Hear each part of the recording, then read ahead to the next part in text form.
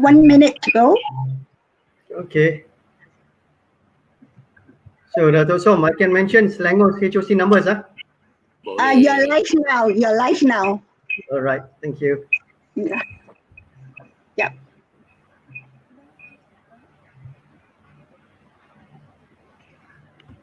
Hi. Hi. Good afternoon, everybody. Welcome to the fourth segment of HPROP Malaysia's Fireside Chat. Today, we are very honored to have with us three gentlemen who have given up their precious Labor Day rest to join us right now to share with you their thoughts on this subject that's very, very close to the heart of a lot of people. Yeah. Okay. First off, can I just introduce Dato Soam?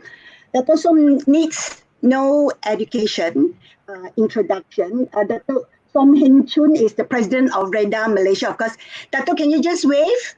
Hi. How are you? Okay. Thanks for inviting me. Oh yeah, you're welcome. Then we have Dato Steve Chong from all the way from Johor. Hi, Dato. Steve Chong, can you just wave? Yeah, that's Dato Steve Chong. Hello, everybody. Good afternoon. Yeah, Dato is a very established developer and very, very active down south in Johor. And he's also chairman of the Johor branch of REDA Malaysia. Last but not least, selamat berpuasa, Cik Zul. Zulkifly. Yeah. Zul is the vice president of REDA Malaysia, and he's also the Selangor branch chairman. Yeah, so we are talking to three really, top-notch guru of the industry. Gentlemen, on Wednesday evening, NAPIC released its 2019 annual report. Well, okay, now we are into May already. It's the 1st of May, so we are talking about a laggard of like 4 months, but nevertheless, it's actually much better than what it used to be. Those days, I think it was even longer before the report was released, right? This time around, it's very interesting because in the midst of all the gloom and doom that the market is going through, 2019 NAPIC report actually turned in a much better picture than 2018 in areas more than, just, residential and so on and so forth. There were actually a lot of spots that are worth looking at. But after having said that, that's what the topic of today's discussion is all about. Could this be the last hurrah of the industry? Is it what, we normally say, is it the lull before the storm? Maybe Dato Soam, you could, get the ball rolling. I'm sure you won't agree. It's okay. It's not that I don't agree. No, because it's okay because we're here to discuss. So, feel free to disagree. It's fine. I understand. It's not that I don't disagree. I in this case, I think the topic will excite everyone. Property is a cycle, as I say. So we have been having a lull period for a few years since 2015. We will look at NAPIC figures. Numbers were actually coming down after a government imposed cooling measures, and we were having some issue about overhang, and that's why we actually met the government during 2018 prior to budget 2019 calendar year 2018, and we told the government that something has to be done to help both buyers and also developers to clear some of their inventories, and for buyers to reduce their cost of owning a property.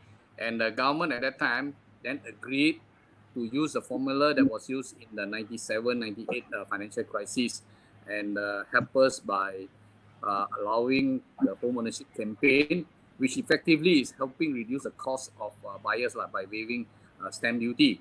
So I think I'm not surprised by the NAPIC report trend. I look at trend. I'm not talking about absolute numbers and all this, because we have some dispute over numbers for quite a while now. And I think the trend is not wrong. We have our own records because we register every single unit of property that were given stamp duty waiver in 2019. Okay. And transaction is up to December 2019. So the trend is not surprising to me to say that in 2019, there have been an improvement in the residential.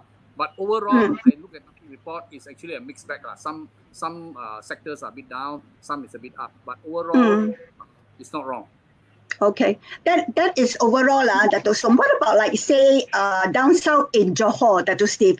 Because I think in terms of the overhang and, there's actually quite a bit in Johor, if I'm not mistaken. Actually, it is leading, followed closely by Selangor as well. Dato Steve, maybe you want to share our thoughts. Are you surprised that generally the market has turned a little bit? Thank you. I think since the introduction of the GST, in the south, we are experiencing a little bit slowdown in the property market. Nonetheless, I think thanks to the introduction of the HOC, last year we did much better. But the question you asked is a very simple question, but very difficult to answer. Instead of going straight to the answer, I rather show you some analysis on the profile of the buyers and what are the considerations. Can I have the first slide? What are the considerations when a buyer is making up the decision whether to buy a property or otherwise? Second place. Now, most of the buyer, you look at the spectrum of their profile, they fall into the main four categories. Whether to buy for self-consumption, or to buy for investment return, or some representation of their wealth or social status. Because the fourth category is those who bought for education, medical, retirement plan, Malaysia, my second home, or not. Now, over the past few years, we don't enjoy much on the third or the fourth category, but rather the first category, people who buy either is housing or buy for commercial, for the self-consumption, we still see the maintain of the sales. But for the investment return, we experiencing some slowdown. Next slide, please. So when we're making a decision, they are the factor that we'll consider. What are the pricing? What are the type? Where are the location? And what about the reputation of the developer? When I'm talking about in Johor in particular, we have experienced some member actually changing their commercial land use into residential and built terrace houses, and they sold very well.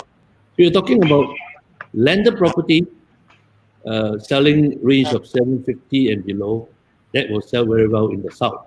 Of course, the type, compare landed and vertical development, much people will prefer the landed type. Location for a well-matured development where good infrastructure, services, schools, medical, that will also command some demand. Of course, last but not least is who are they buying from, the reputation of the developer. All these factors add in, but I think the most important factor is still the HOC. Thank you very much. Yeah. So in other words, just to reconfirm, Dato Steve, you were actually not surprised, as with the case with Dato Soam as well, right? That actually the numbers were a little bit, more encouraging, and they've been. Yep, it's actually more towards the residential landed property. Absolutely. Let's move quickly to Zul, for his take before we actually dive in a little bit on what we have just discussed so far. Yeah, Zul. Thank you. Pangi, your question, whether it's the last hurrah, I agree with Dato Soam that property, has got cycles. Now, as far as the NAPIC report is concerned, whilst the numbers, we still need to scrutinize that, but generally, if you look at the report, Selangor, not surprisingly, has got the highest number of transactions by value, especially, and by numbers. Now, I think, if I'm not mistaken, NAPIC states the numbers to be total transactions Selangor to be about 46.5 billion, and it's something that's about 66,000 transactions. Yeah. Now, out of that, more than half, around 25 billion, are actually for residentials, and 52,000 units, I think, if I'm not mistaken. Yeah, and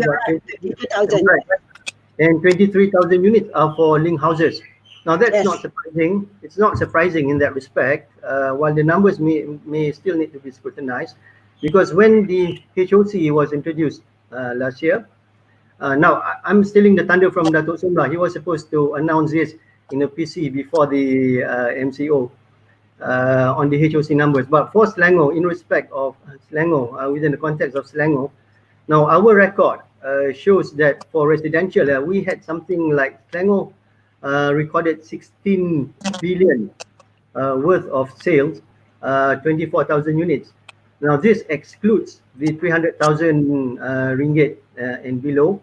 And out of that 16 billion, I think about 6.5 billion are for link houses.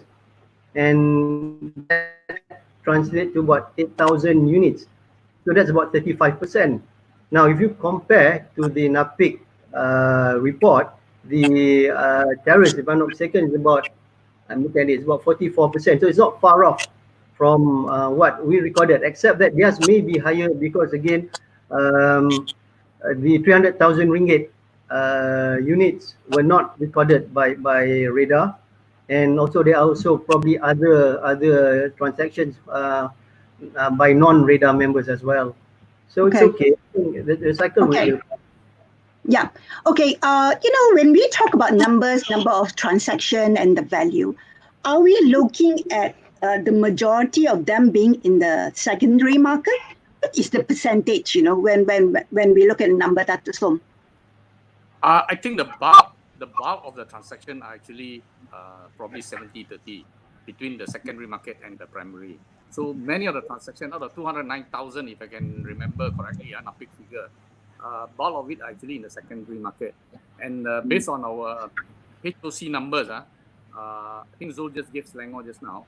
Last year, we did a total transaction in Peninsula, excluding Sabah Sarawak, total of about 58,000 units.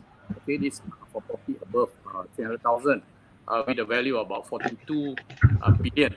So if you look at the total number transacted, so you can see that a lot of the transaction, the trend is the same. The secondary market has more transaction, and in the secondary market, a lot of the transaction actually are below a certain price range. Okay, so if you look at the details, I think we have to look at pattern, but the recording of NAPIC figure versus what we have may be a bit different. Ours is actually a live figure, and they cannot run away because every single transaction that needs the stamp duty waiver will have to be registered, so that then we present the stamp office for an exemption to be stamped there. So I think our figure is good, and based on these versus previous figures, we can say that in 2018, because of the HOC, like mentioned by Dato Steve, helps buyer in making a decision and accelerate their decision to buy a property in 2018. So the property market got help actually from the HOC. So maybe this can lead to our discussion later on what the government can do now post. So this is just a quick snapshot of what we have done overall in Malaysia. Of course, with Selangor, KL, Johor, Penang, as usual. These are the four front states that have been leading the number of transactions in Peninsula. Dato Soam, can I just clarify, because even the exemptions that were awarded under HOC also, they have been changed, as we went along, have been refined and enhanced. Just to clarify, for the sake of some of our viewers who may or may not know already, HOC is only for property in the primary market, or is it across the board? No, it's only for the primary market. It's only for the primary market. Yeah. Primary market. So they do not extend to the secondary market, But then there is some difference between property below 300,000 and above 300,000. For property below 300,000, this stamp duty waiver still continue this year. It's until the end of 2020. Whereas for other property is actually ended on the 31st of December 2019. So a bit of So Dato, you mentioned something that's very interesting. You said that correct me if I have not followed you correctly. basically, the HOC actually served to give a little nudge to those people who were already thinking of buying. But with this little nudge, they actually went ahead and buy, right? Yes. So looking at this year, and also maybe like next year, given an environment that there's a further extension of HOC as what REDA has been pushing for, do you see that, the demand has already dried up and hence, merely extending the HOC in its current form may or may not work? What is your take on that? Yeah. Okay, Malaysia, you look at our demographics, we have a young population, average age about 30 years, and there are still many people out there who need houses. You look at the total number of houses based on NAPIC figure of 5 over million units versus a population of 33 million. So number of units are still, I would say, insufficient to cater for the needs of the people. So there will be new buyers coming in, but like you say correctly, we now have a pandemic. Whether the old vaccine can still work or not with the new disease, I think we really need to look at it. So we have actually requested that the government, later on maybe I can run through, given opportunity by you, some of this new medicine or maybe some old medicine mixed with new medicine, to see whether we can actually help sail through this pandemic. There are two parts of it again. One part is to actually reduce our cost of doing business, to release some of the unnecessary stock that have been withheld, that's not released by government, so that we can turn it into cash flow, and developers at this time can look at land banking and reinvesting our money in new projects so that we can move the economy. And second part is actually how to reduce the cost, the input cost of the buyers also, apart from reducing input costs of developers, so that we can actually come up with a cheaper product. And on the other side, is government must look at also reducing the input cost of buyers. So later on, I'll discuss a bit more when we come to that. Yeah. And like correctly, old disease, old medicine sometimes can work. So now we got this COVID-19, and it's a situation we never encountered before. Whether it will help or not, maybe we can also discuss a bit further afterwards. Yeah. Dato Steve, just share with us what's the pulse like in Johor. Because Johor, it's big in terms of property development is concerned. And a lot of people actually look at Johor as a daikor. So what is the feeling on the ground right now? I think we have quite a bit of invasion from foreign developer.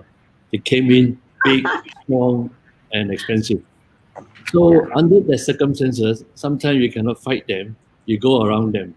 So what we are, most of our members doing now are going towards the affordability, meaning you replan our project in a smaller scale, sell cheaper. That's why you notice that in the last year, 80% of the property sold for less within 500,000 in Johor State itself. So I think the keyword here to give survive is to stay afloat is build affordable, less expensive house at the moment.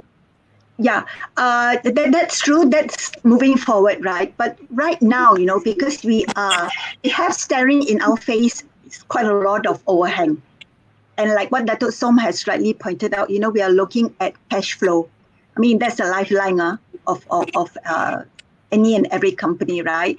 So, how is it panning out in Johor? Because like you said, there's a lot of supply from many sources, local and foreign, right? At the moment, we are very much stuck with the Bumi Reserve Unit. I think since the change of government in a few times, we hasn't had much released since then. There is an unofficial study. We are appealing to the government for those policies which we think is outdated, they should revise it. Every project we build, where 40% reserved for Bumi Putra, there's an unofficial study that less than 3% has been taken up. So meaning that for every 100 houses you build, 37 units will be sitting down there, not being productive, let alone occupied by drug addicts and vandalism as well. So the moving forward, we have made quite a few appeal to the government, especially release the mechanism released for the Bumi Putra unit to be more effective. We even suggest them to adopt what the Selangor is being being practiced. That is, do not endorse on the title. Let the Bumi Putra Reserve unit free from the endorsement, but rather we put a moratorium, maybe 3 to 5 years. That will be very helpful to the Bumi Putra themselves. Because once you buy a unit, after 3 or 5 years, straight away you have a 15% increase in the price already. So this 40%, is it across the board for all products in Johor, Dato? Yes. Across the board, both Yeah, residential? Industry or residential, yes. Okay. Has it always been 40%? No, it changed. Last time, when you up to certain price of the houses, the number to be reserved had been reduced. But when the government took back again 3 years ago, they revert back everything 40% across the board. Okay. So we hope the government will make some adjustment again. Okay, we will talk about that a little bit more as a cost of doing business, like what Dato Soam has mentioned. But before that, let's move on to Selangor.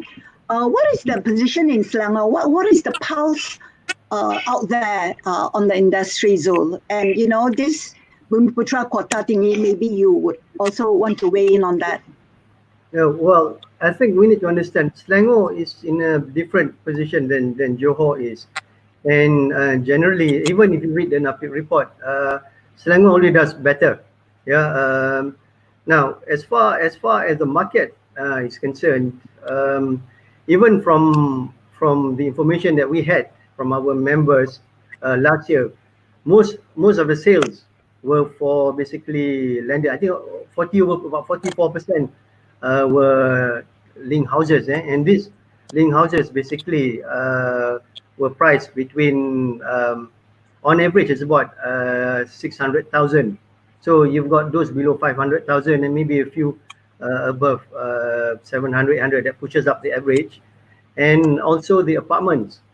Now the market has been from what we've seen, the market has been inclined towards its landed units. At the same time, let's not forget that even in Selangor, developers, it's an obligation, it's a requirement to provide between 30 to 40% of all the types of housing that they do to be as what they call RSKU. These are affordable units, and the prices are controlled by the state. The buyers, the name of the buyers, whilst you can register, it needs to be approved by the state. Now, the developers are obliged, whether they're random members or not, they are obliged to also construct and provide those units. Whilst they supply the so-called free market units. So I think what will happen probably you're going to get more of the 500,000 and below, 600,000 below kind of housing coming in over the next year or so. Yeah, this RSK would be the Rumah Selangorku? That's right, yeah, the RSKU, yes. Yeah. So, okay, what about like the Bumi quota that Dato Steve mentioned, What is the situation like in Selangor?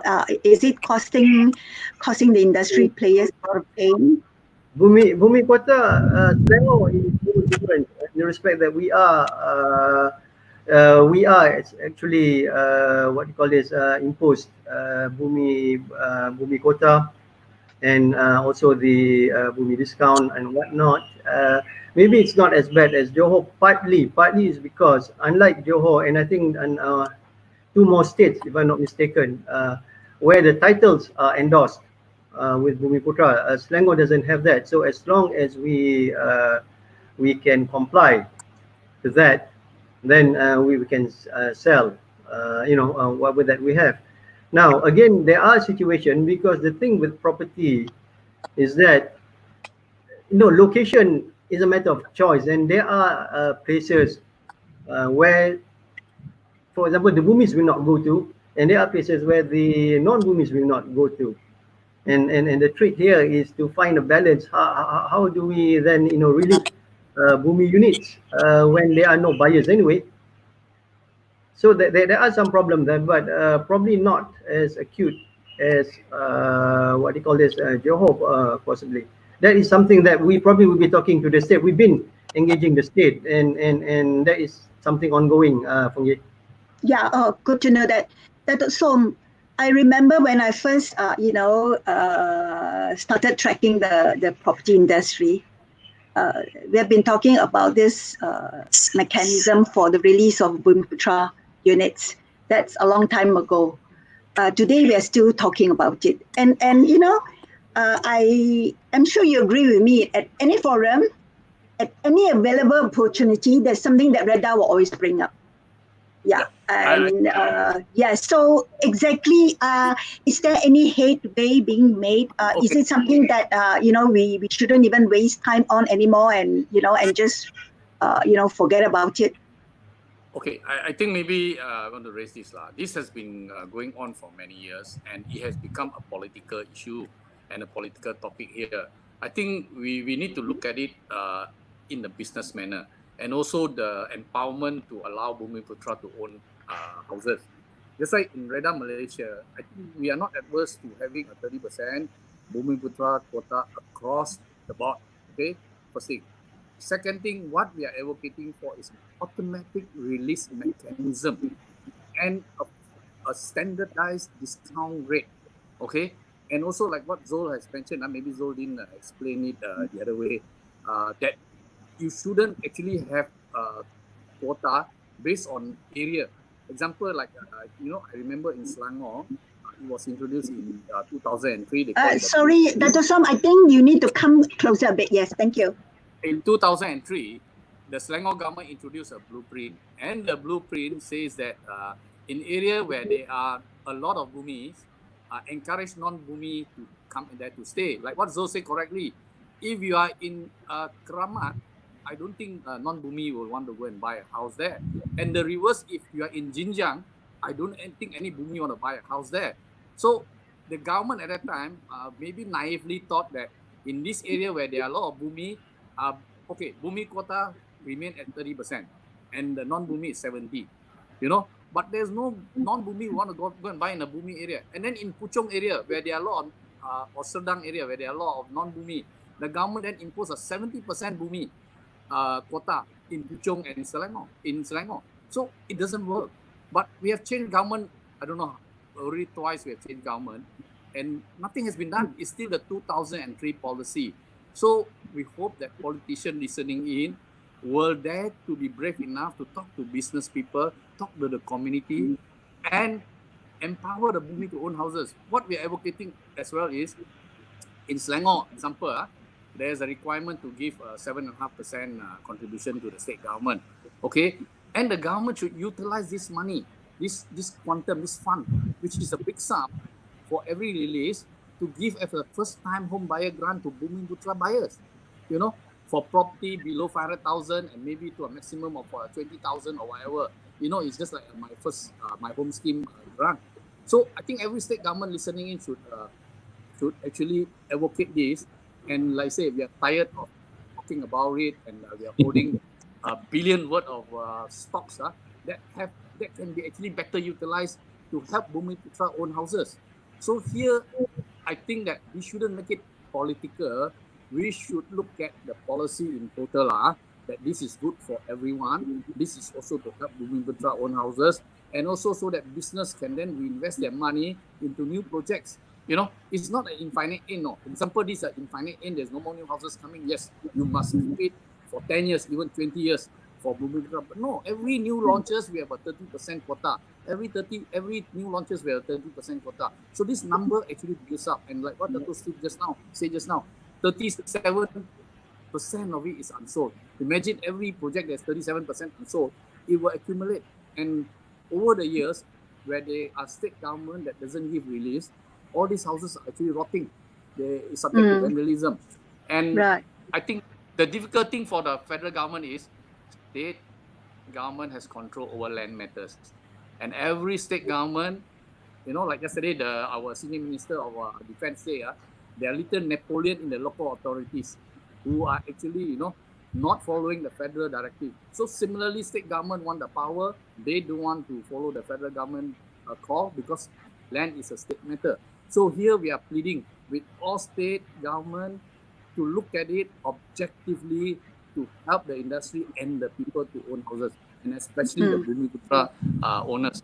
See, when the cost of doing business comes down, we can reduce our prices, and for the people, it will become more affordable for them.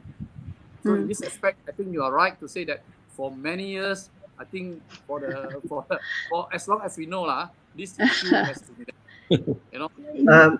Fong Yi, you might just add on Sure.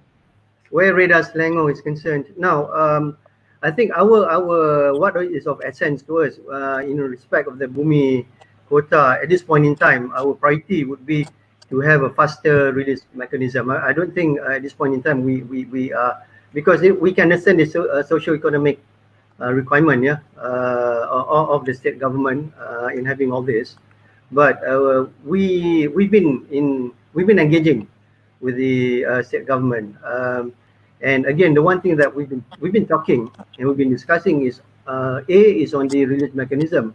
Secondly, when you look at the overall housing industry where Selangor is concerned, we also we've been talking to them in terms of how do we handle the affordable housing, the RSKU, the Rumah Selangorku, that developers have got to do upfront. For example, at the same time, when it's all about cash flow anyway, the returns are not in yet. That's one. Secondly, there are also situations where the buyers are not there. But to be fair to the government, I've got to be fair to them that, I mean, in our discussions, I know that over the last 12 months or so, they've been talking to us. I mean, I've been talking to them definitely, and they are looking at ways. The only unfortunate thing is that we still haven't come to a landing in terms of what is the best what are the best solutions here. That's the thing that we need to get done actually moving forward. Yeah. Just the top of your head, maybe this is for Dato Soam because it's for the entire country.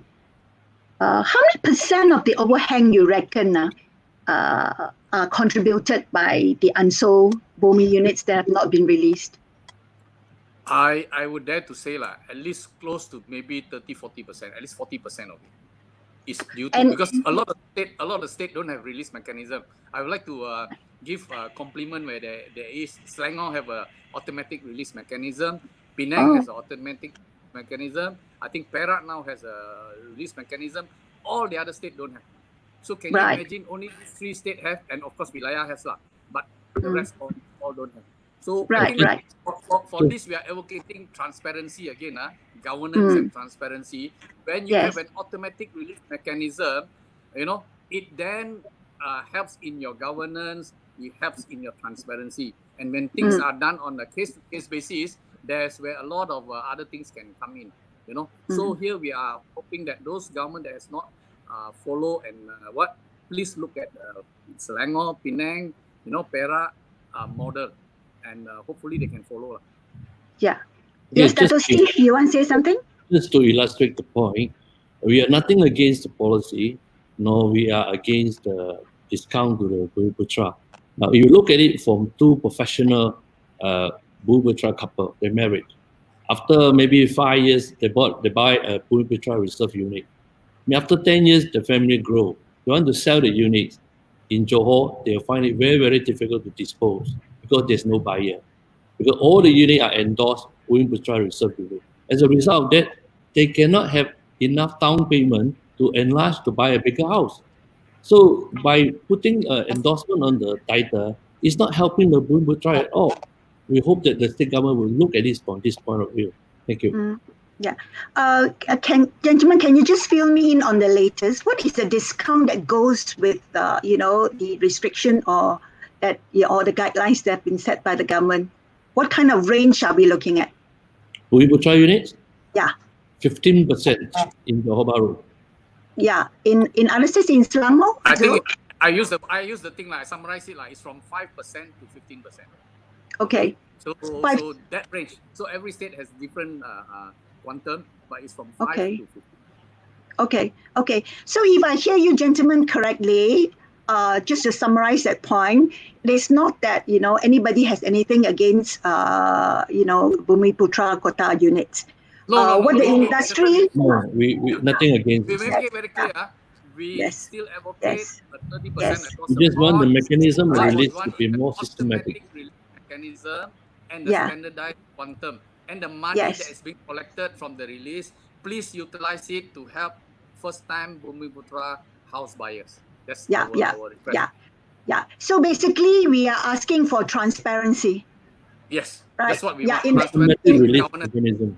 Yeah, because with transparency, then it makes planning for cash flow a lot more easier. Yeah, yes. Because you can kind of plan ahead, right? What is going to happen if I can't sell, say, if the period is like 6 months or 9 months or 1 year, whatever the case, then at least I can go on to plan, right? Yeah. Right. Yeah, Yeah, right.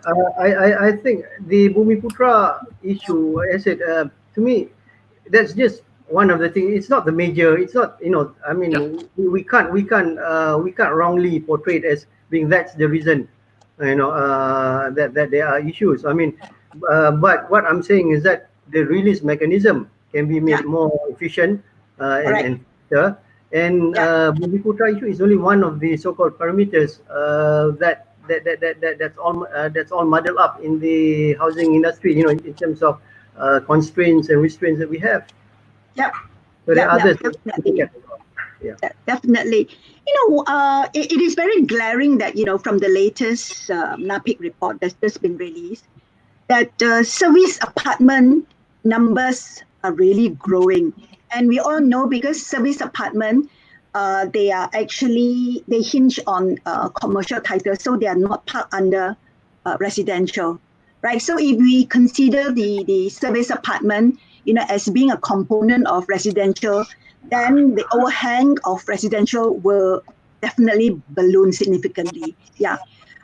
Looking at the numbers of service apartments that are not sold and those that are in the pipeline, is it one area that we should be really worried about, Dato Soam?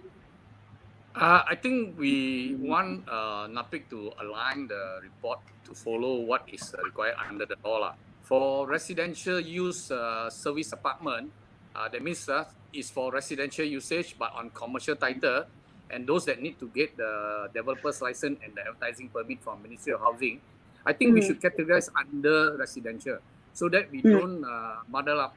And those purely on commercial without approval from Ministry of Housing for developer's license and advertising permit, those stay as commercial. Then we don't have this muddle up. As if you ask me now, how many percent of those categorized under service apartment is actually for residential? I'm also not sure. So when I look at the figure alone on the residential, I deem the figure a bit low. And when I look at if inclusive of the whole service apartment, the figure is too high. Okay. Because we have some numbers as to what is the unsold residential units that are completed, that is unsold based on our HOC registration. We got all those numbers actually. So we can actually draw parallel to what there is. So, but then all the stakeholders are using NAPIC number so many years. That's why we've been advocating the government to set up quickly the centralized database so that we can then have good, real, accurate data.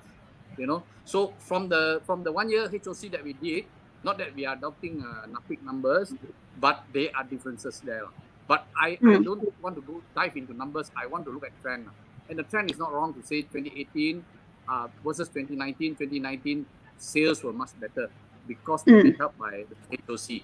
I think that's not wrong at all. So the trend is correct.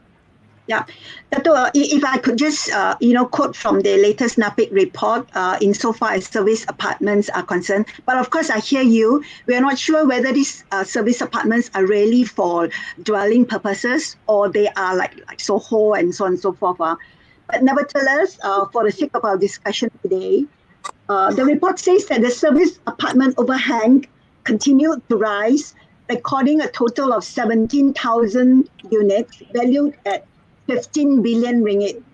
And this is about 50% up in volume and 64% up in value from the numbers back in 2018. That is pretty significant indeed. And we are not even looking at those that are, under con right now. And those in the pipeline, those have been, approved, but not, construction has not started. Yeah. I think, in Johor, I think it is also pretty serious, right? Dato' Steve, in Johor, how is the market like for service apartment? Well, I think the authority realized about this oversupply in the vertical development. The application had been frozen some time ago. Therefore, you actually cannot build service apartment anymore in Johor Bahru. I mean, if we take away the foreigners, the country garden, and also those that build thousands of units, take away that one, I think we are just nice. The other point that the service apartment, a lot of so-called developer, each one of them put a few million, they buy a piece of land, they also build service apartment. Now in Johor, the obvious service apartment that can be sold are those within a mature development. We are worried about those service apartments on an isolated development on its own, where the supporting service are not that encouraging. Yeah, but after having said that, I think, like it or not, even though, you have this isolated development that are springing up, right? Not in the context of integrated development, that will actually drag the market down, right? So yeah. So what can be done? Is there anything that's being done? At the moment, like I said, the government already frozen any further development on high-rise service apartment or foreigner apartment. I think that will help to slowly digest the overhang units within the present market. So the government are doing just that. Yeah. But for me, Yeah. can I be? Yeah, just, sure, Dato Soam. Yes. I think the reason why developers are moving into doing residential units on commercial land is because approval are given based on plot ratio basis. Whereas if you are doing apartments on residential land, is based on the density basis. Density, yes. So because of the increasing cost of doing business and to make products that are viable and which the market wants, I think developer want to do more units per acre. So that's the reason why they move from just normal apartment to service apartment. And we have been advocating in terms of planning, there must be a change in the thoughts of the policymakers and also the authorities to move away from approving residential property based on density to plot ratio. I think that will help. And we as stakeholders can sit down together and mitigate this issue so that we come up with proper plot ratio that doesn't actually flood the market. Just like those days, we have developers who got plot ratio of 14, 15. And then those with lesser connection only get plot ratio of 6. So but we want transparency and governance again coming back. And the thing is, authorities and a lot of countries are moving away from just approving based on density. Go to plot ratio, sit down with stakeholders and come up with a policy that is viable for everyone. Even today land is becoming scarce and more expensive in those sought after location. After all, property is about 3 factors only: pricing, location, and and the product. These are the three variables. So when you look at the variables, I think the reason there's a lot of overhang is maybe the service apartment is in the wrong location, maybe the price is not what the people in that locality can afford, or maybe that area is just not the timing for service apartment yet. You go build high-rise apartment in a rural area, who want to buy? Because there are similar landed products there as well. And then with this pandemic, whether there be a shift of people who may be adverse to buying high-rise again, So these are thoughts that now is the right time for us to put our thoughts together to look at what is best for the industry moving forward. The other reason why service apartments are not that popular is because of the need to pay service charge, maintenance charge. Most people do not quite like it. Besides, a lot of ill-managed development in the state have resulted a lot of people are quite shy If you have a choice, I rather buy landed property than go vertical development. That's also one of the reasons here we're experiencing on the south. Yeah. Okay. Yes, Actually, Lou. sorry, if you look at service apartments within the context of the country, Malaysia, service apartments are concentrated basically in wilayah Klang Valley, Selangor would be the Petaling district, and Sepang, Cyberjaya, Johor, and probably Penang. So most of those units are found at those locations. But however, that service apartments became a fad in terms of the launches and people wanting to have service apartments because of the amenities and the features that they have. Probably 2014, 2015, and when it takes you 3-4 years to complete, that's why you have a lot of stocks coming on 2018, 2019. Now in Selangor, you'll be surprised that last year under HOC, I think 34% of the total units that we registered are actually service apartments. So there were demand for that. Yeah. Now, again, if you look at the NAPIC report, the number moving forward, the number of service apartments that are being planned have reduced. Yeah, I think developers are now okay. They're going away from service apartments. They're going back into landed, more affordable units as well. And like Dato so mentioned, one reason why developers do service apartments is because of the plot ratio. To go by density, which is too low, just doesn't make it viable. And I've spoken actually. Reda Selangor, we met up with the the state planning director, and she seems to be the last conversation. She seems to be quite open to relook at all this. But then again, I said we've not come to any landing. Just it's always discussion. Dato Soam, for the sake of some of our viewers who may not be industry players, but they're consumers, they're buyers. So, maybe you could help to just enlighten them a little bit. When you talk about the density and plot ratio, right, versus, the margin for developer. So, from their perspective, what does it mean to the selling price?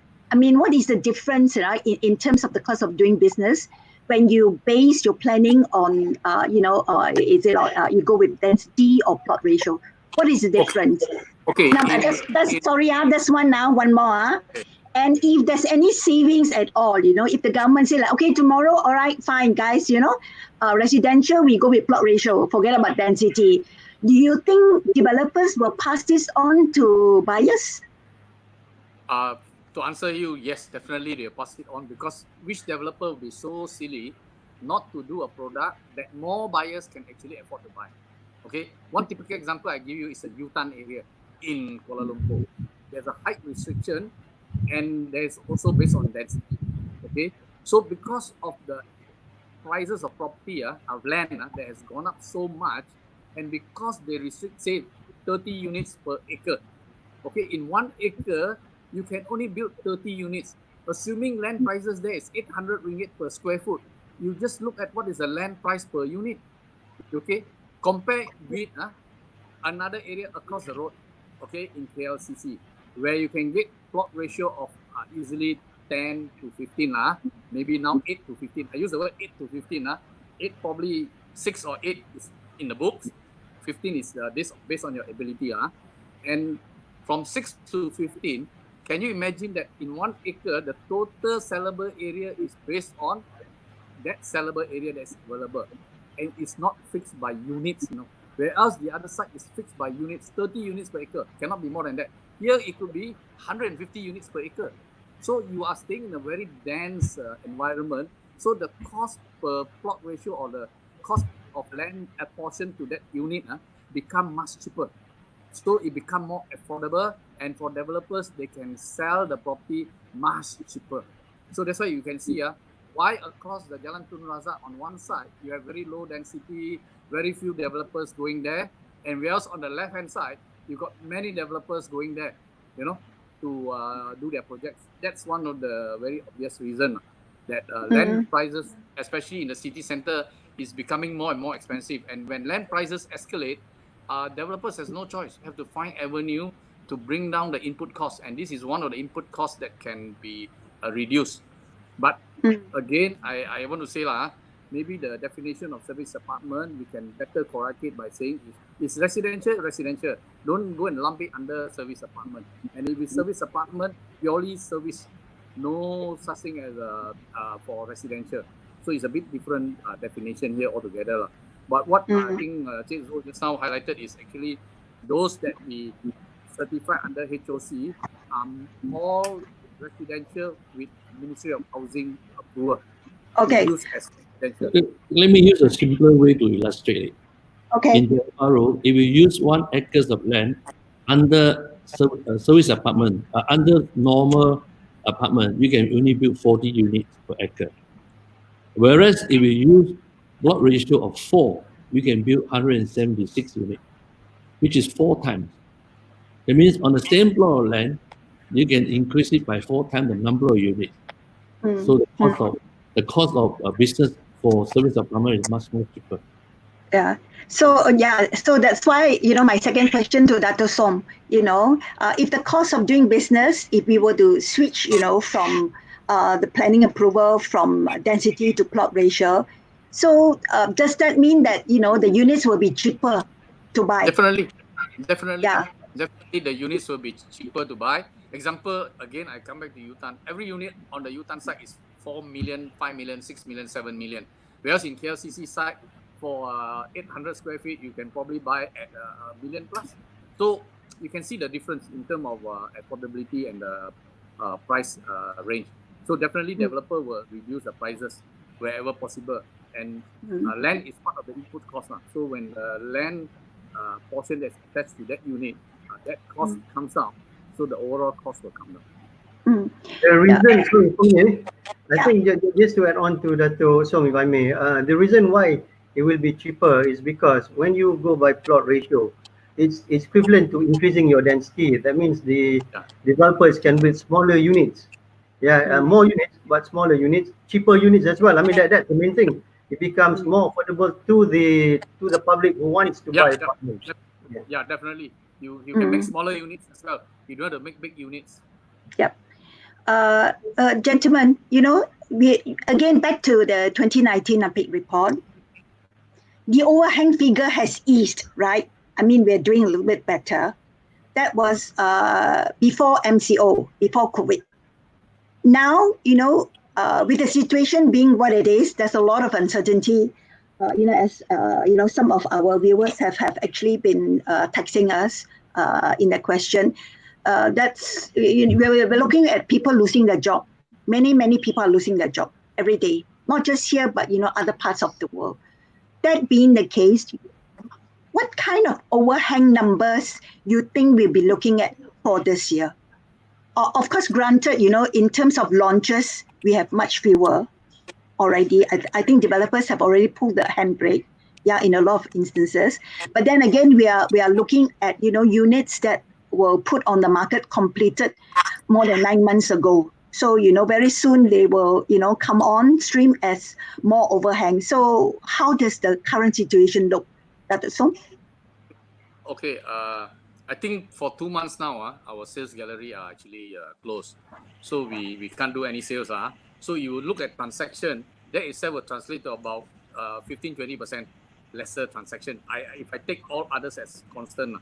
Second is actually we're talking about overhang, those property that's more than 9 months. Of course, those property coming on stream will be delayed because of these 2 months, because of completion and all this. So it's also delayed 2 months coming in. Okay. But definitely this number will go up. So if you ask me 2019 versus 2020, logically the overhang will increase in 2020, given that market will be slightly softer going forward, because we will need to see how the economic recovery pan out. And second is we need to look at how the unemployment and salary reduction scenario comes about.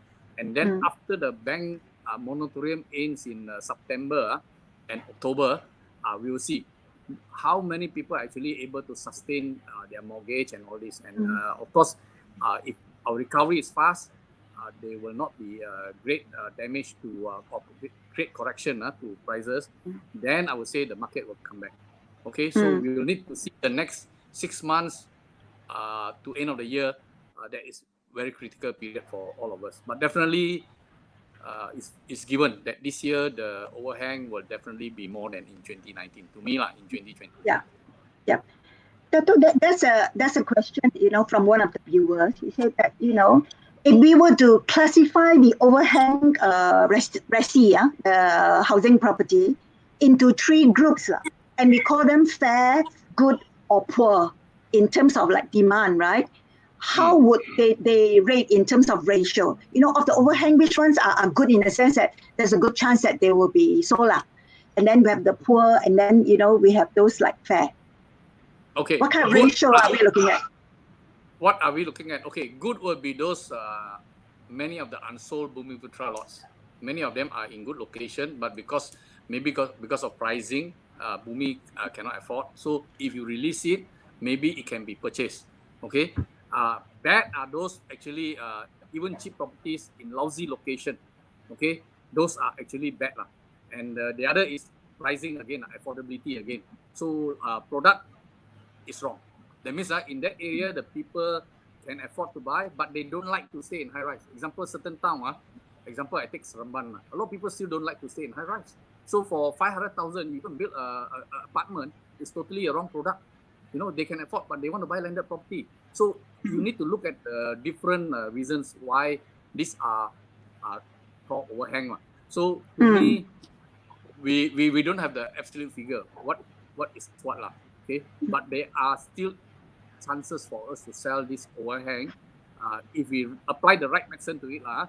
If Bumi quota unsold, if we get the release, it can be sold. For those that are in God-forsaken place, you have no choice. You really have to drop the price to make it attractive for people to buy. And for the one that is the wrong product in the right location, I think that need a bit more effort and slightly more incentive by the developers. Then it can also go up. You need to really educate people about that product. Sometimes the people don't understand the product. So they are applying the right strategy for the right type of thing for the overhang. Yeah. Interesting, Dato, just to add on to that, you said that, for those products that are really poor, categorized as poor, wrong product in the wrong place, wrong location, wrong pricing, everything wrong. Okay, and then you mentioned about the right vaccine without committing you to it. If you were the developer, of course you're not, but if you were the developer, what kind of medicine would you prescribe? Take back my cash, just take back my cash, sell at whatever the buyer want to buy. Otherwise, you keep it there forever, it will never turn, and it's going to cost you more. It's going to cost you more over the years. I think Dato Steve, we all businessmen, we know every year we know the stock, the interest that we being charged, and the loss opportunity, Maybe if I sell it now, I reinvest the money, I can maybe earn it back, So no choice. If it's really lousy location, lousy product, lousy whatever, and you'll be surprised. It's cut loss. It's cutting loss. No more as a whatever. Sell at the price that someone is willing to pay for it. Definitely. Last hurrah. Last hurrah. Yeah, somebody will want to buy it, and don't be surprised. A lot of government agencies have this product. A lot of government agencies have this product in very lousy location. Wrong product, wrong pricing, wrong type, in the lousy location, in the wrong location as well. Yes. So it's not only developers having this problem. A lot of government agencies also have this problem. Yeah, interesting, isn't it? Yeah. So, of course, we don't have the answer, but if you could maybe just plug it from the air, if you would call it that, of all the overhang, would half of them be in this category? I don't think so many maybe 30-40%. The rest 30-40%. The other two category actually 50-60% can be sold off. This 40% a bit more difficult, but you probably have to, like Dato Steve say, cut loss and give a huge discount. Yeah. Dato Soam, being able to sell off, the 50, 60, 70%, willing buyer, willing seller. But if if people are losing their job, how are they going to? I mean, they want to buy, but they can't buy, right? So are we like in a corner? No, I think we need to look at the target market. We have developers who during MCO say they got booking of 50 million, 60 million. I have been talking to some developers and they are telling me now once the MCO is lifted, their first duty is to convert into sales. You know, their bookings are people who, you know, because they do a lot of social media promotion, all this. So there are people who book, who put their name, who say they're interested. You know, they even say they want to make some payment and all this, which is not allowed under our HDA. But otherwise, there are people still interested to buy property. And if you look at the opting out of the moratorium, there are also people who have opted out of the moratorium who doesn't want the moratorium. You know, there are people who actually can afford out there, and people who are in the businesses, or they have enough saving to tie to this period. So it's a matter of, that's why I say that very critical period is the next 6 to 9 months to look at our employment rate, to look at the economic recovery.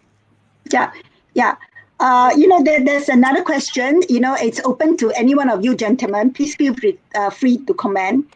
It says something like this: why not handle overhang property through freezing on new development for 1 to 2 years? Yeah, meaning, you know, you put a stop to, you know, incoming supply until you've gotten rid of the overhang. I think that's what the question is all about. Is that workable, or is that like, will it do more damage? I really don't know. No, like I mentioned in the beginning of the slide, you have to look at the buyer profile. For those buyers who will still like to buy for their own use, and buying a house in a well-matured development costing less than 750,000 on a landed properties, I think this category of house still will be selling very well after the MCO. But I want to differ here with the opinion to say that if you freeze it for 1 year, you see, this already said this overhang are 3 categories. Lousy location, nobody want. You know, the other is wrong product in the right location, and the other is actually those already locked in by government. Government want to give release, Bumi one. So this overhang are in this category. So if by freezing and not allowing new development, it won't have. It will remain as an overhang, you know, and the sale of this overhang will be slow. So like what Dato Soam said, there are still category of people who want to buy within a price range in a good location. We have projects all in good location with that price range. So we should target the product to the right group of people. And there are people who still want to buy houses out there. You know, even any cycle, we have gone to so many cycles, and every cycle, you will be surprised. In 97, 98, there was a great pent-up demand, and that created the HOC, a very successful HOC, you know, that we have never seen before in our life at that time. You know, it will. But to say that you freeze, and imagine if you are the developer, you own a piece of land, and you took a land loan. My project, I think, can sell. Okay, based on my feasibility study, based on my research, based on whatever. And then suddenly government say, hey, you cannot sell. Hey, who is going to pay my interest to the bank? You know, I still have to pay my interest. So don't create something and make the situation worse. Cure that overhang. Dissect the product. Look at the product. And the government and the other stakeholders must sit down, look at the product. And state government also has to be blamed for this as well. Look at those that you lock in jail. See whether it can be now released, you know, and the developer will then reinvest this money again, you know. So I think we shouldn't have a policy, and I totally disagree with policy that we should actually freeze development, you know. Sorry, my opinion. I stand corrected. I stand corrected. I got to throw caution to the wind here when we use the word overhang, because overhangs are basically are completed stocks. Basically, they are completed stocks. 9 months. 9 months. 9 months, that's by definition, under the NAPIC definition. Okay.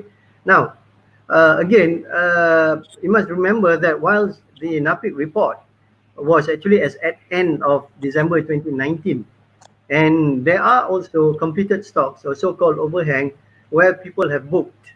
Now, this MCO and again, the uncertainty even before MCO, has actually, there are bookings. I'm aware that quite a number of developers that I spoke to have got bookings, and of course the MCO has basically has kind of stifled and put things to a standstill where conversions cannot be made.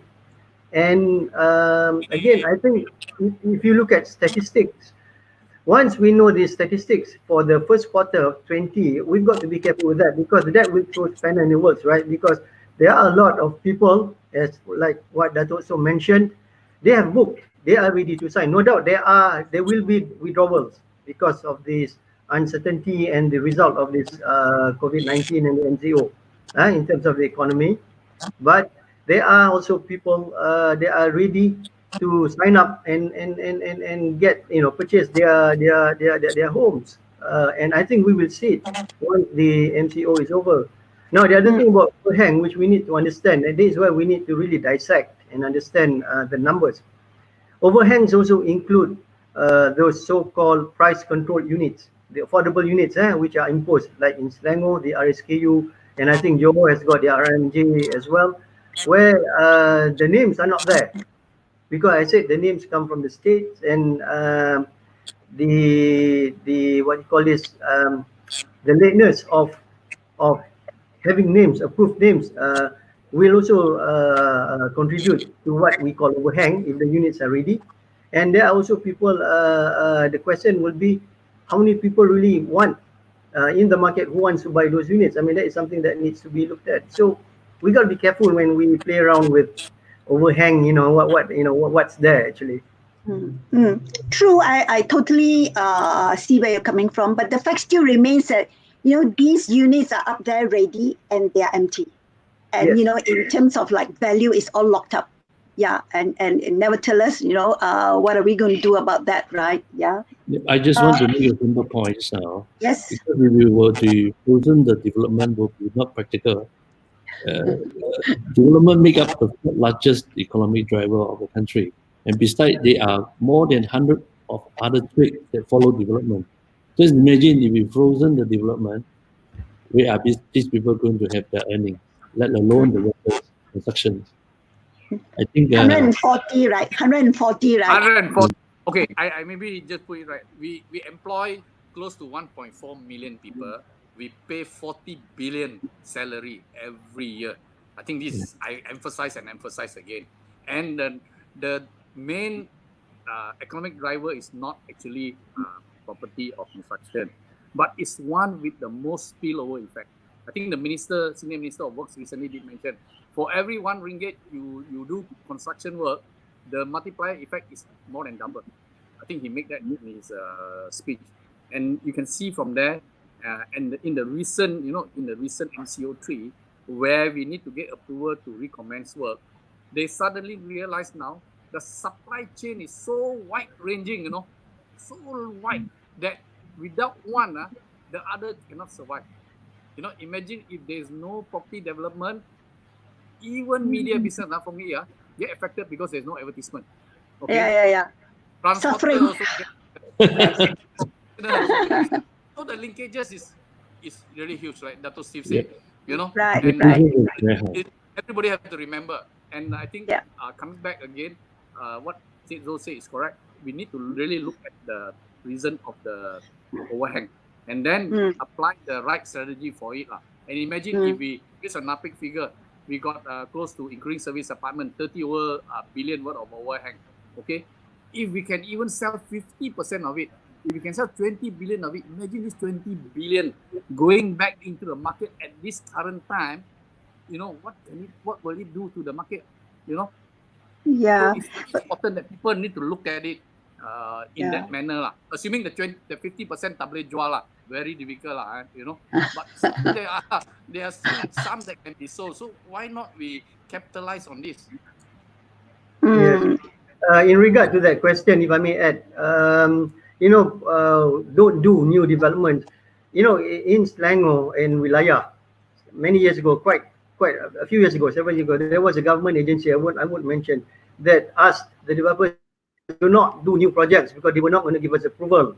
And we said, look, if we had followed you, the economic repercussion would have been very, very great, as what Dato Soam mentioned. So we can't do that because the spillover, because of the number of other industries that hinge onto the property industry. So that's the reason why we still need to move forward. But having said that, I'm quite certain at this current, given the current situation, the number of new products and launches will slow down. I think that's what Right. will happen, at least temporarily. In Johor now, we are building what the market needs, not what we like anymore. Yeah, true. I like that, Dato Steve. Any more? Since when did that happen? I think sometime back about 4 years ago, like I mentioned, I have a member actually changing the commercial development into residential and build terrace houses. And they sold very well. See, Fangyi, he's ahead of you. Sorry? He's ahead of you. He is ahead of you. Yeah, definitely. We got to get more medicine from him. He's got the vaccine, really. Yeah. Gentlemen, there's also a question on the cost of land. Because we talk a lot about, building affordable homes, and affordable homes, are the way forward, right? And then we are talking about landed, yeah. We're not talking about vertical building, right? So a lot of, all these matters will actually hinge on the cost of land. Given the MCO and the COVID situation and the economic, doldrums that we're in right now, do you see signs of, land prices coming off? Have people been like queuing up to knock on your door? Yeah, to sell land? Any gentlemen? Anyone? I think there are a lot of hotels on offer. But I don't see there are a lot of land.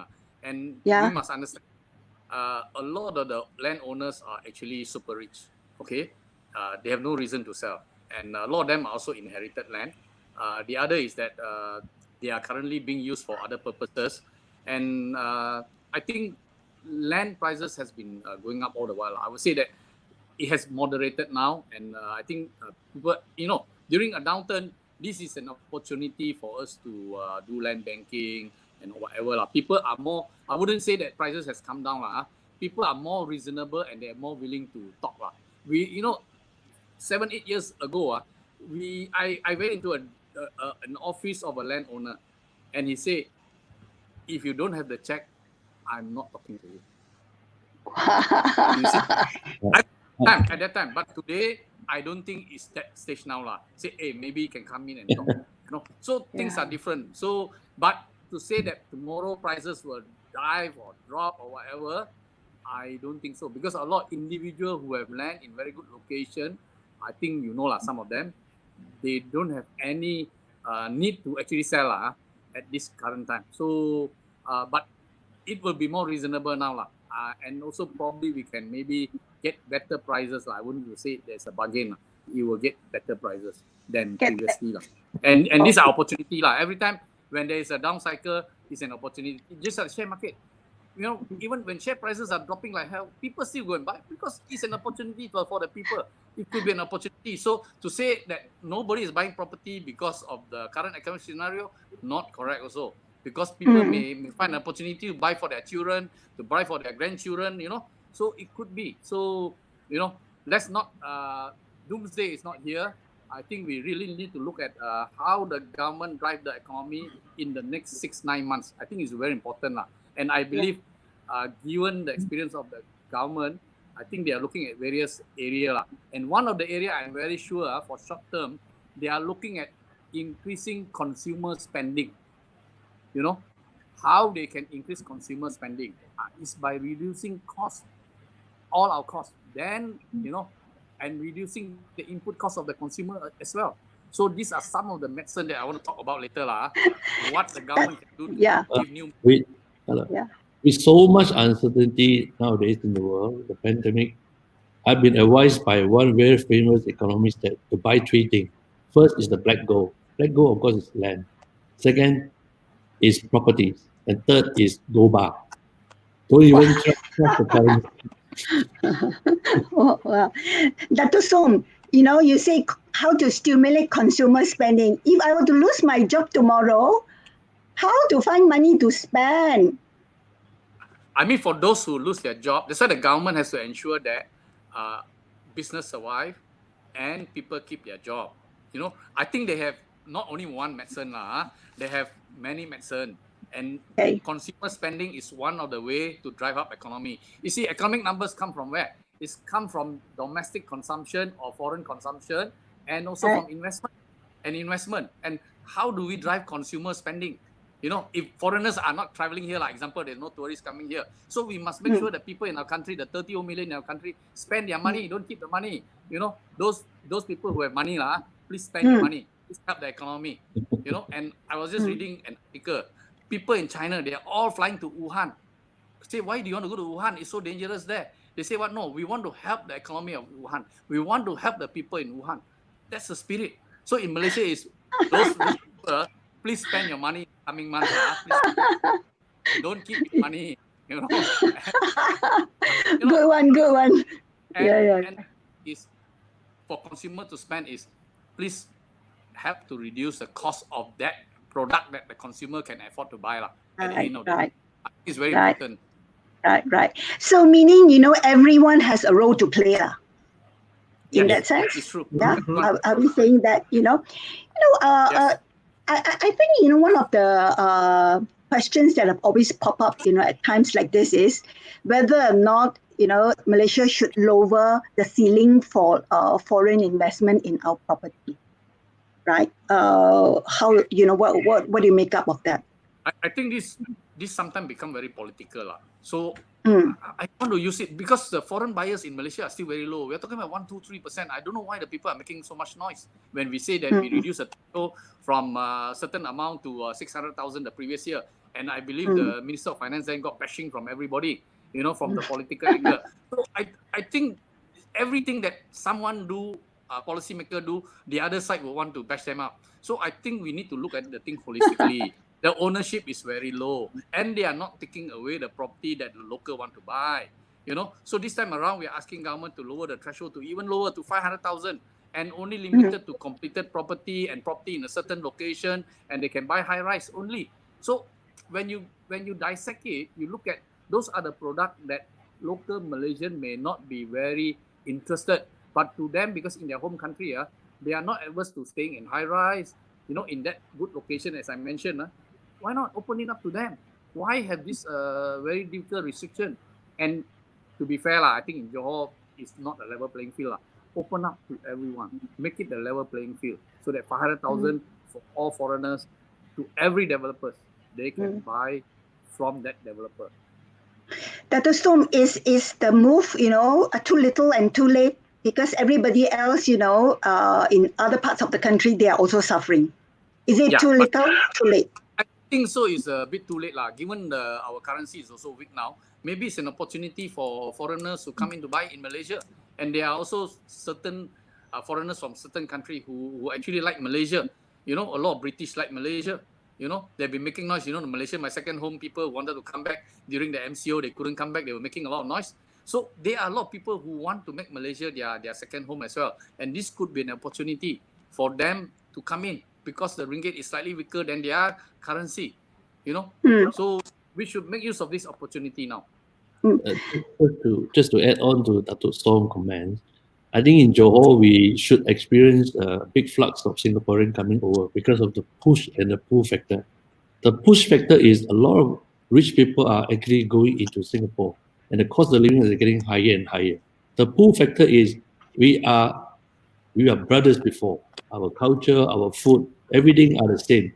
Let alone our cost of living, our weekend ringgit. I think at the end of the day, whether you like it or not, Singaporean will come to Johor, if not Malaysia. Gentlemen, if you remember, this was many years ago when Malaysia was trying to promote, you know, our property overseas in a concerted manner. We had this MPI, Malaysia Property Incorporated, under the Finance Ministry, if I'm not mistaken. The whole idea was to promote Malaysia as a property investment destination, and it's actually spearheaded by the government and helmed by, you know, people in the industry. With MPI, the difference being MPI and being what it is today is because MPI is a concerted effort led by the government. So, you know, that gives a lot of assurance and a lot of comfort to prospective investors. Do you see something like that, you know, being necessary in the days ahead? I don't think there is a necessity to form something like MPI because it's a lot of cost involved as well. I think the government, we can do a loose coalition within the various ministry. Say Ministry of Tourism, where MM2H is, Foreign Ministry, Ministry of Housing, and maybe we can sit together and see how we can actually do a concerted effort. First is to promote the country. When you go Yes. out there, Yes.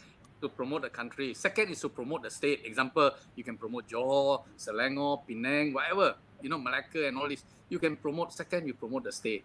Third, then only we promote the product at the end of the day. If people don't like your country, don't like your state, and they don't know your culture and they don't know your politics in the country, they will not come just because of that. And there are a lot of costs involved. One of the reasons why MPI was dissolved was it was running out of cash because over the years, because of the promotion effort and all this, it costs money. And at the end of the day, when you run out of funds and promotion funds, it cannot work. So it has to be those developers who want to sell their product overseas come together and get roped in a few ministry, and then we can then go out there to do the promotion together. I think that will be a more meaningful way. Not every developers actually sell their product, or their product is right for the foreigners. For those who have product for foreigners, then they can join the bandwagon and go there to do the promotion. Yeah, absolutely. Because like you rightly said, Dato, it is not first about selling the property; it's selling the lifestyle, selling the tranquility, and the amenities that we can offer, right? Yeah. Then you within the house lah, then you buy a house lah, and then we will have the trickle down effect in the economy, right? Yeah. Yeah. Dato Soam, you want to talk a bit more about the medicine?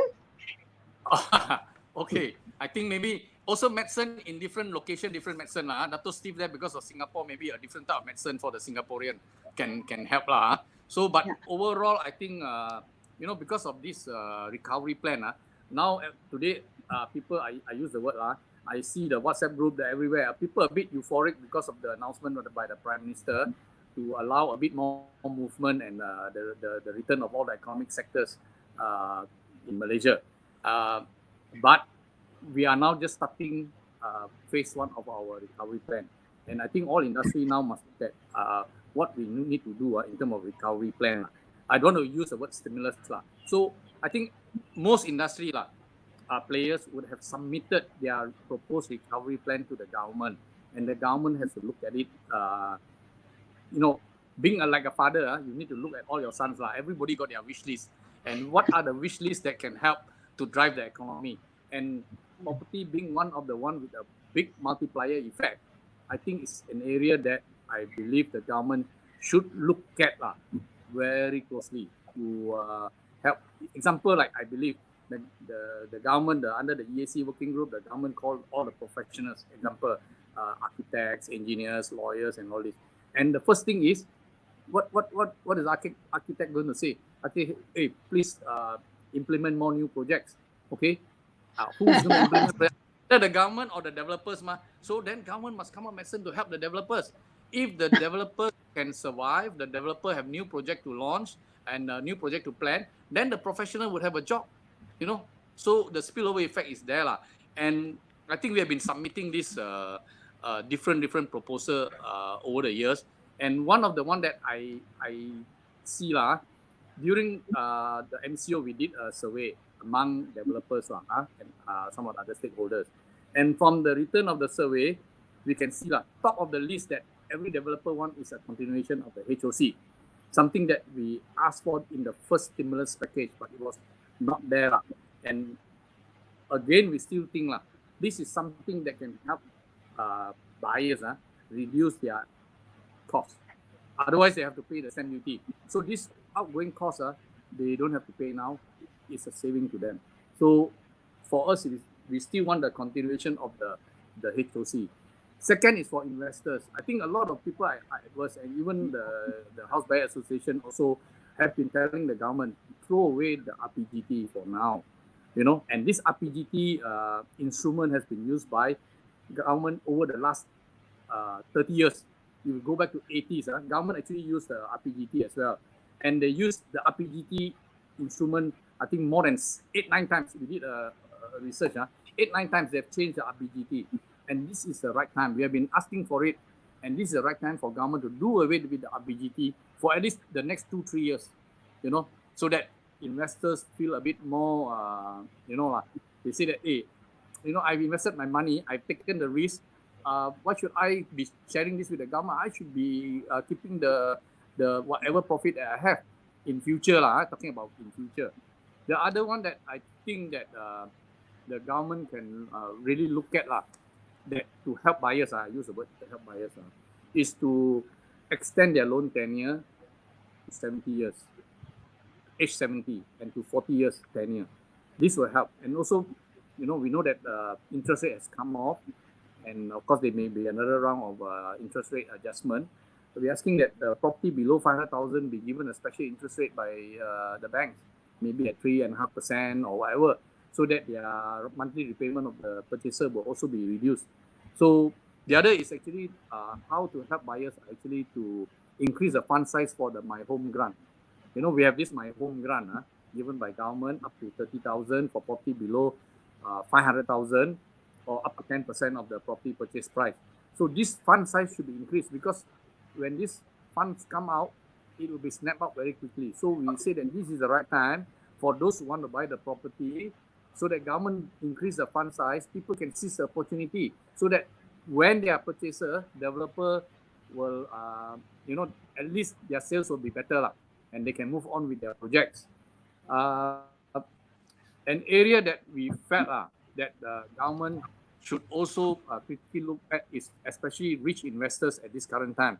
Throw away the third property LTV that was introduced during the cooling measures introduced in 2010, 2011. Throw that away. For people who are rich, they can afford to buy third property.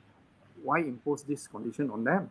They want to leverage on their own financial strength, and they should be given an avenue to borrow for the third property as well.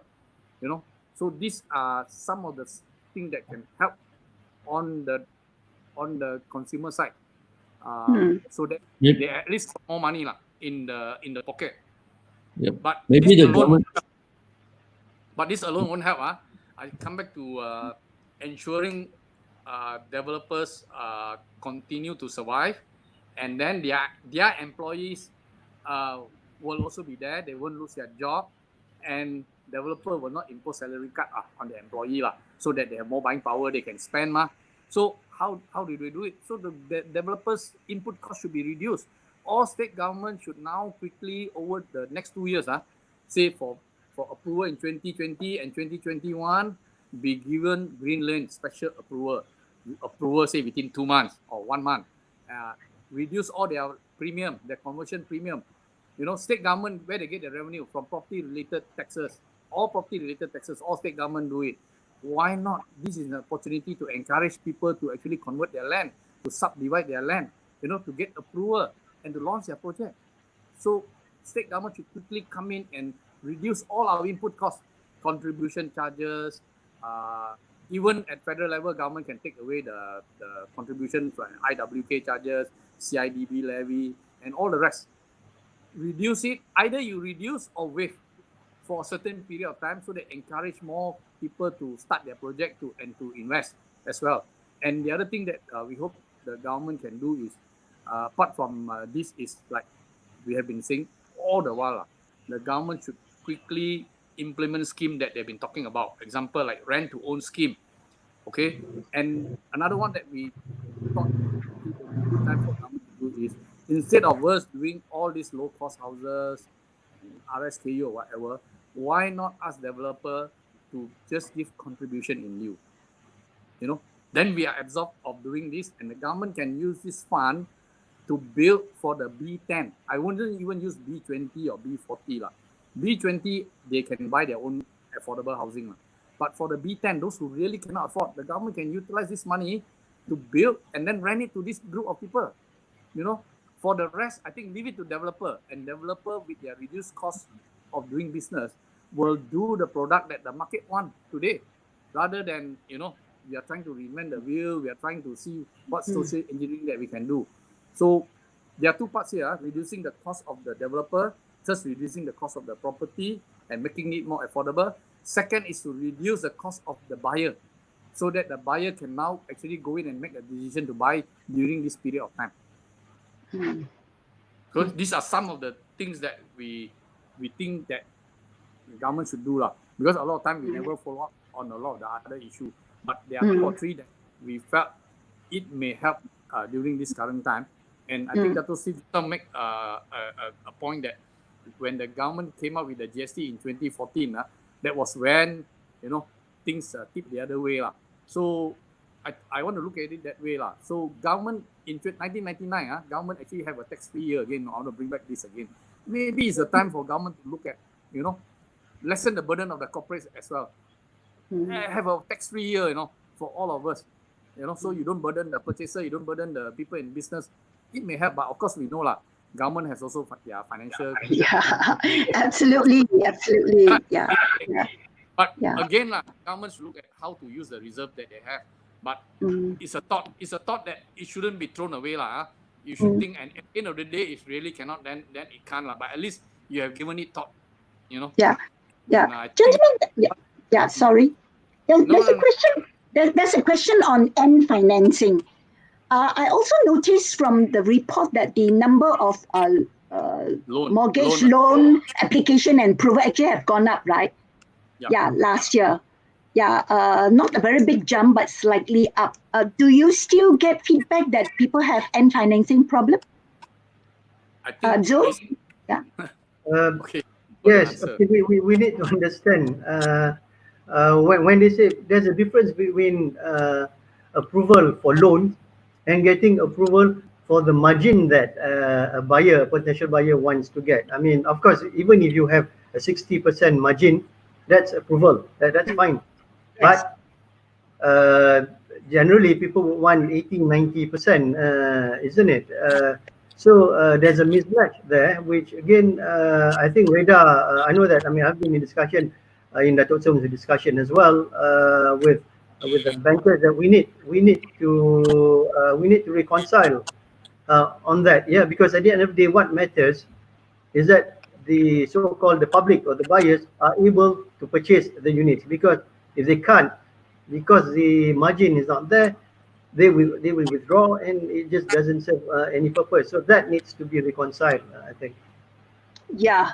And any one medicine, this medicine I think will help tremendously, and it's not something not used before by developer, but because government thought during that time is part of the cooling measure, and some developer actually did misuse this instrument, this measure. This measure is called the interest capitalization scheme. Okay, in REDA we have given it a new name. We call it HOPES, Home Ownership Assistance Program. So with this interest-bearing scheme, buyers will not have to pay their interest during the construction stage. Okay, and it will actually save them again to pay for their rental. Example, they're renting a house, they have to pay rental, and then they have to pay the interest to the bank. And as like example now because of the moratorium and all this, some people want to opt out, opt in, and all this, making it more difficult. So once you have this scheme, you don't have this problem. And for the buyer, they're very clear. For the next 3 years, while my house is being built, I only have to pay the rental of my current unit. I don't have to worry about the interest from the bank for the unit that I've just bought. So, but then we want to make it very transparent. We have got a paper for it, and we want government to look at it in a very positive manner. Of course, some other stakeholder may think otherwise, but then if you control it, you do it in a transparent manner, I think it can work. And this is the one that we felt this time around, it will help to bring back the market. So, Dato, who picks up the tab for the interest? I mean, we have to tell the buyer. The buyer will pick up the tab, but we will have to impute this interest during construction into the selling price. Example, now I come and buy something, and you tell me, hey, this is on higher purchase, but the price is slightly higher than the cash price. Normally it's the same. Then I, as a cash buyer, what do? I ask for a discount straight away. So similarly here, if you are a cash purchaser of my property, outright the developer must give you a discount, a certain amount computed based on the interest accumulated over the 3 years or 4 years of your construction period. Okay, and for the other buyers, you openly tell them, your price is inclusive already of this, because a lot of time the developer will say, hey, I give you free. In this world, there's no such thing as free. We all know, no free lunch. So nothing is free, but we be very upfront with the buyer to say that this already imputed in there and this is the amount. And nothing more than that is to help you out during the construction period. And for cash purchaser, you get a discount outright. It's just a higher purchase. When you do higher purchase, you also pay higher than a cash purchaser, even for a handphone or for anything else. So here, this is the one. You see, the previous time, the DIBS scheme was used by developer in an improving market. You know, this time around, we are at the bottom of the market, and this is the one that can help bring back.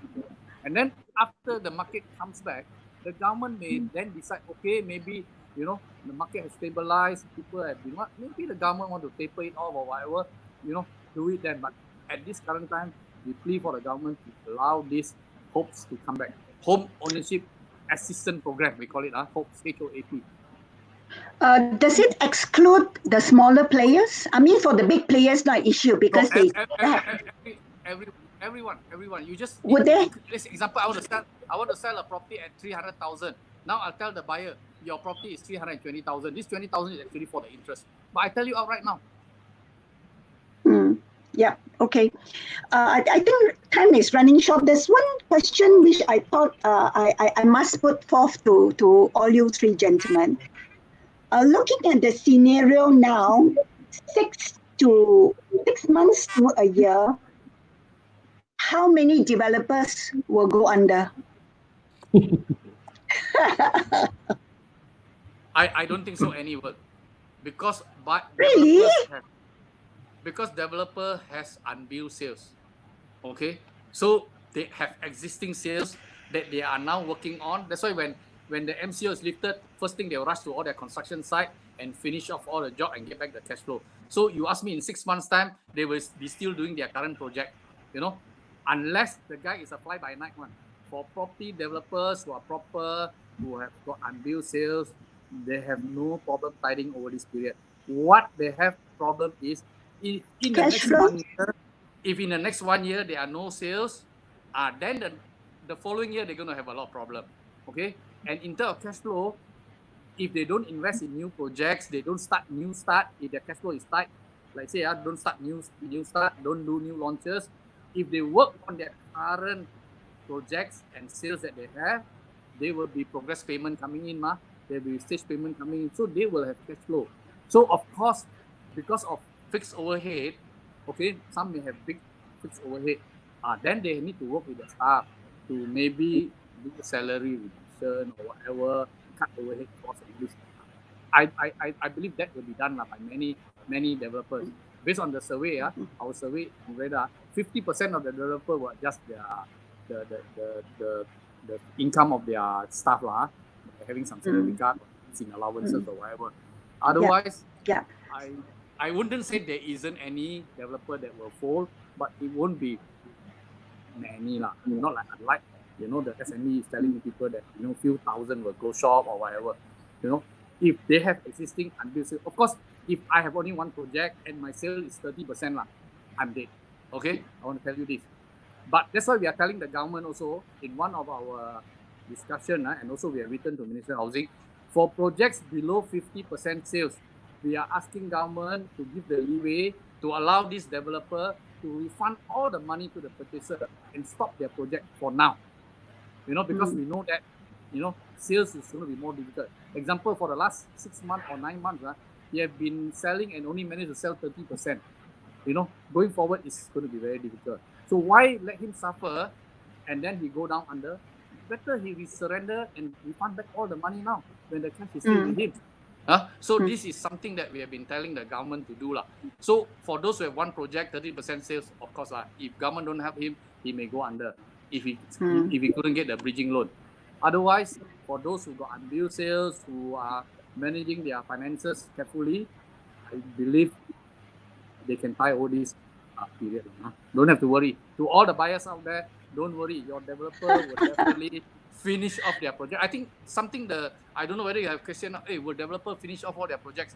Yes. I believe if they have no issue with foreign workers, if the foreign workers are still around, our contractor can still finish the job on time. I believe developer will finish off all their projects going forward. So don't have to worry.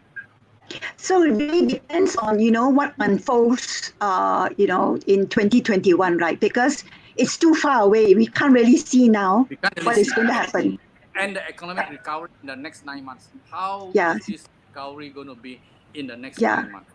I yeah, think yeah, I agree with Dato President, especially in Johor. Most of the developers are based their development land from plantation converted. That means they have huge land parcel, and when they acquired it was quite cheap. So the question, or rather the chances of them going bust, is not very likely. And besides, developers in Johor are very responsive. They build to what the market needs, not otherwise. yeah. Thank you. Zul, how about you? Before we wrap up? Dato Soam, Dato Steve and Dr. Soam has spoken. I don't think I agree with him that if as long as this MCO does not extend for until year end whatnot, most will not go under. I mean, of course, most of the developers in terms of their cash flow are affected, their returns are affected just like anyone else, but will not be that severe. The only thing is moving forward. The thing about there's always a silver lining in every crisis, and for sure, I would reckon, at least based from my discussions or chats with my other fellow developers.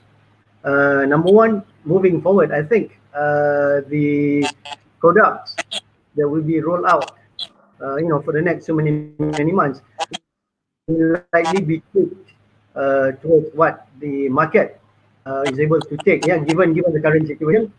And secondly is that I think the usage of digital and prop tech, that I think the MCO has kind of escalated or hastened the whole Yeah. process. So to all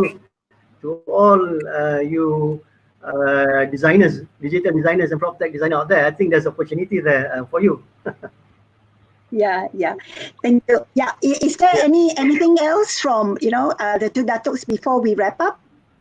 Anything Maybe else to add? maybe I just add on this lah. I think just to give a bit more confidence to buyers lah.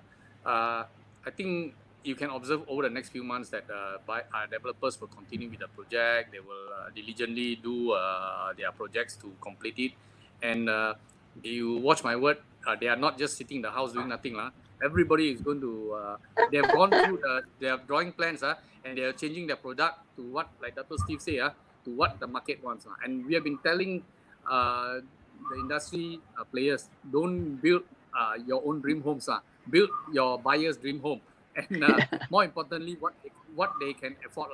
And I think to the other stakeholders as well, that developers are not just building unaffordable housing.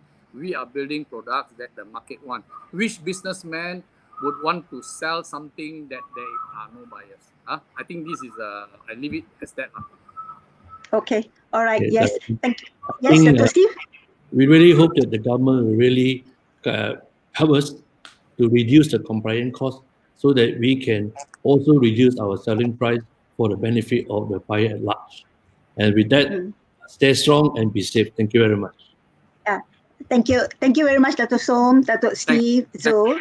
Yeah, you've been great. Yes, and thank you for sharing your thoughts, and your insight into the industry. To our viewers, yes, thank you for giving us your afternoon, your Labor Day afternoon. Happy Labor Day, and stay safe and happy investing. Okay, bye-bye for now. Thank you. Thank you. Thank you. Thank you. Bye. Bye.